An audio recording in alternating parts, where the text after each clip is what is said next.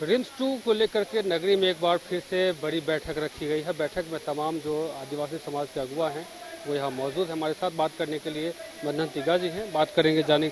दादा, रिम्स 2 का जो मामला है वो फिर से एक बार प्रकाश में आ रहा है, लोग एक बार फिर से एकजुट हो रहे हैं। हाँ, ये बहुत लंबी लड़ाई लड़ी गई थी और उस समय भाजपा की सरकार थी और अभी वर्तमान में जो माननीय हेमंत सोरेन जी उस समय उप मुख्यमंत्री हुआ करते थे और उस अभियान में जितने भी बड़े लीडर हैं झारखंड के, सभी राजनेताओं ने और सभी पार्टियां ने रिम्स 2 जहां बनाना चाह रही है सरकार, उसका सभी लोगों ने विरोध किया था। और उस समय जो प्रस्ताव हुआ था उसके बाद में ये कार्यक्रम बंद था, लेकिन अचानक फिर ये सरकार जब बनती है और इस तरह से जो प्लान किया जा रहा है, तो मैं भी पिछला आंदोलन में था और अभी वर्तमान में जो हमारे आश्वस्त चल रहे हैं विश्वगुरु शिबू सोरेन जी, वो भी आए थे मंच में, मैं भी था, दयामनी बारला जी थे, अभी वर्तमान में जो कल्याण मंत्री हैं चमरालिंडा जी वो भी थे। तो सभी लोगों ने मिलजुल कर और पूरे क्षेत्र के पूरे राज्य के लोग मिलकर इसको बचाया था। और अभी भी हम लोग जो आज आए हैं, नगरी वासियों ने एक बार फिर एक उलगुलान के लिए उन्होंने बुलाया है कि ये क्लियर है कि जो विश्वविद्यालय है, कृषि विश्वविद्यालय, वो कहता है कि हम भी ज़मीन अधिग्रहण नहीं किए हैं, उसके बाद इसका कोई दस्तावेज नहीं है। और इसके बाद अगर सरकार रिम्स 2 यहाँ ज़बरदस्ती करके जो बनाना चाहती है, तो इसके पीछे क्या मंशा है, आज अभी मीटिंग हो रहा है और इन सारे मीटिंग के बाद आज हम लोग बैठेंगे और अगला रणनीति तैयार होगा और आगे की रणनीति जैसे तैयार होगी पूरे राज्य में इसको बड़ा आंदोलन के रूप में हम लोग खड़ा करेंगे। दादा, उस समय जो मंच पर थे, आज वो सरकार में है, चाहे वो आपने कहा कि कल्याण मंत्री चमरालिंडा की बात करें या फिर और भी कई ऐसे नेता थे, आज वही सरकार में है, लेकिन फिर आंदोलन जो है फिर वही अभी भी वही है।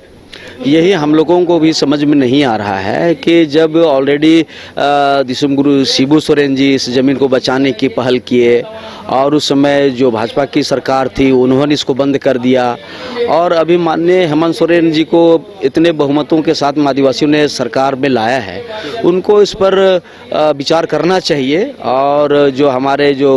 स्वास्थ्य मंत्री हैं उनको अपने हट छोड़नी चाहिए और आदिवासियों की आवाज़ को उनको नज़रअंदाज नहीं करना चाहिए। और ये बात है कि यदि नज़रअंदाज करेंगे तो निश्चित तौर पर एक बड़ा आंदोलन होगा और हम लोग इसको सभी लोग मिल के, और सरकार कोई परमानेंट नहीं है, सरकार को आदिवासियों का आगे झुकना पड़ेगा क्योंकि आदिवासी अपने न्याय के लिए लड़ना जानते हैं और हम लोग अभी शांतिपूर्ण तरीके से हम लोग इसका लड़ाई करेंगे और आगे जैसा रणनीति बनेगा हम लोग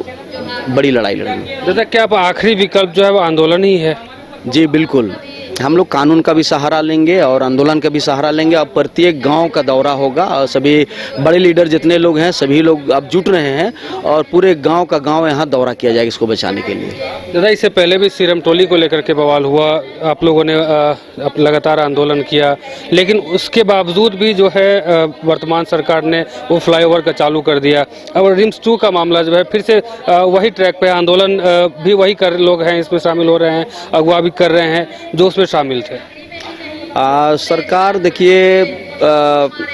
अब जो सिरमटोली का जो मामला है उस पर भी सरकार को जो डिमांड था कि रैंप को थोड़ा आगे उतारा जाए, अभी ट्रैफिक प्रॉब्लम अभी भी हो रहा है। तो जिस तरीके से माननीय हेमंत सोरेन जी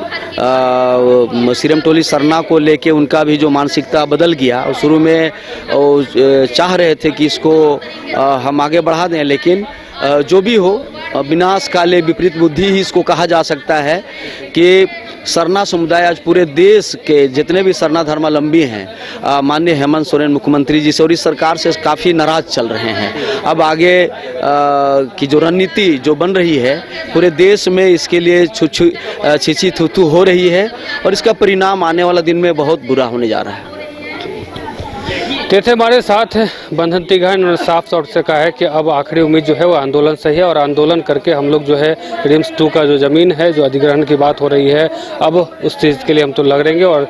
सैकड़ों ग्रामीण इसमें जो है आगे इस लड़ाई में जो है अपना जो है योगदान देंगे। फिलहाल अपने सहयोगी उत्तम के साथ अमीजा न्यूज़ स्कोप रांची।